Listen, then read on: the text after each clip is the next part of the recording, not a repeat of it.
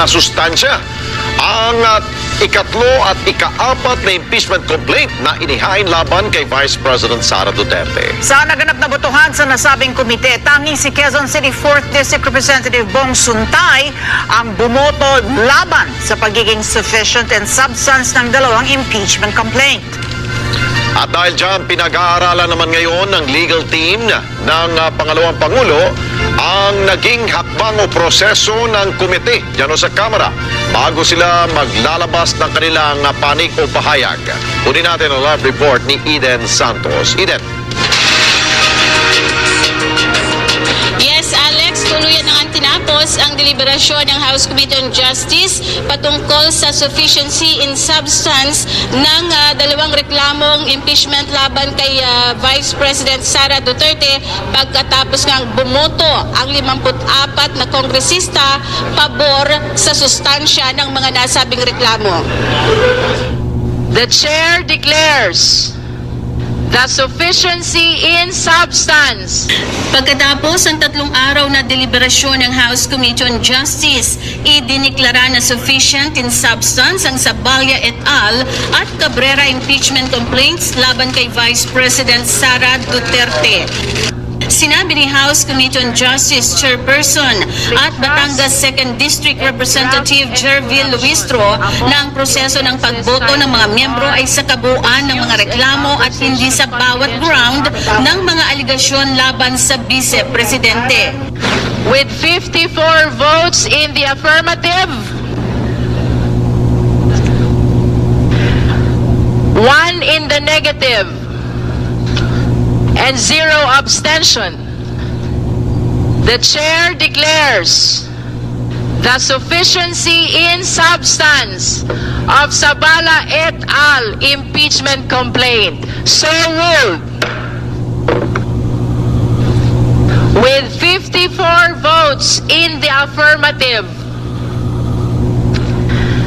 and 1 vote in the negative, with 0 abstention, the chair declares the Cabrera impeachment complaint sufficient in substance. So ruled.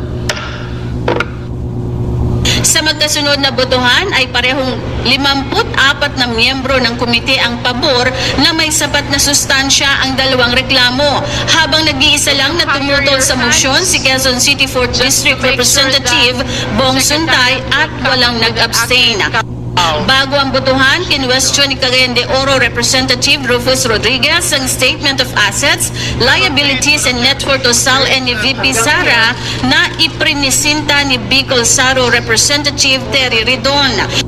Nakasado mano sa nasabing SALN na ang net worth ng Vice Presidente noong 2008 ay nasa mahigit 18 million pesos, habang nagkaroon ng biglang pagtaas noong 2024 na mahigit 88,512,000 pesos. Sinabi ni Rodriguez na hindi kasama sa attachment ng impeachment complaint ang SALN at kung ito ba ay may pahintulot ng Office of the Ombudsman. The offense charge. And certainly, based on this, and based on the complaint, and based on the annexes, wala.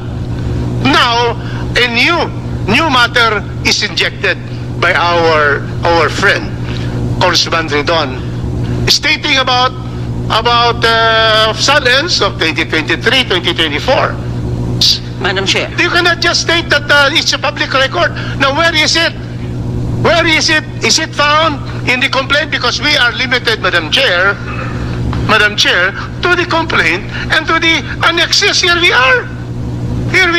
We're limited with this. To inject something based on the statement, and there is no authentication that we have. There is no such thing as automatic authentication. In any proceeding, you have to authenticate. So therefore, there can be, unless there is an authentication and the Ombudsman has already certified that, we cannot take cognizance of that particular injection of this new matter in the hearing. Si Rodriguez ay una nang nagsabi na hindi maaaring i-impeach ang vice-presidente sa mga aligasyon noong siya ay kalihim ng Department of Education dahil wala ito sa jurisdiksyon ng komite. Nanindigan naman si Suntay sa posisyon nito na walang batayan at matibay na ebidensya laban kay VP Sara na nakapaloob sa ikatlo at ika-4 na reklamo para siya ay patalsikin sa pwesto.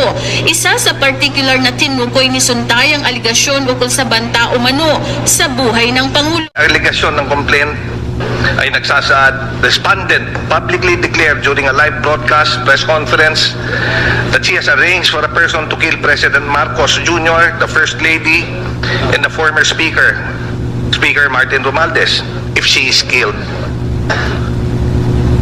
Ito ang ginawang basihan ng Article 1 para sabihing may culpable violation of the Constitution, betrayal of public trust, at other high crimes.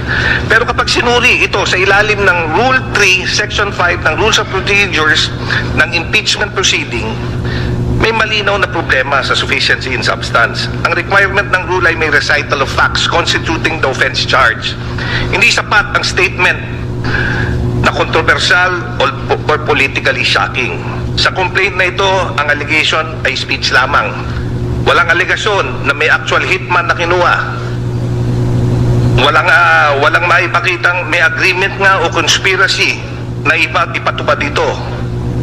Wala rin maipakitang may payment o arrangement na ginawa in order to facilitate such statements. Wala rin maipakitang weapon procurement o alleged.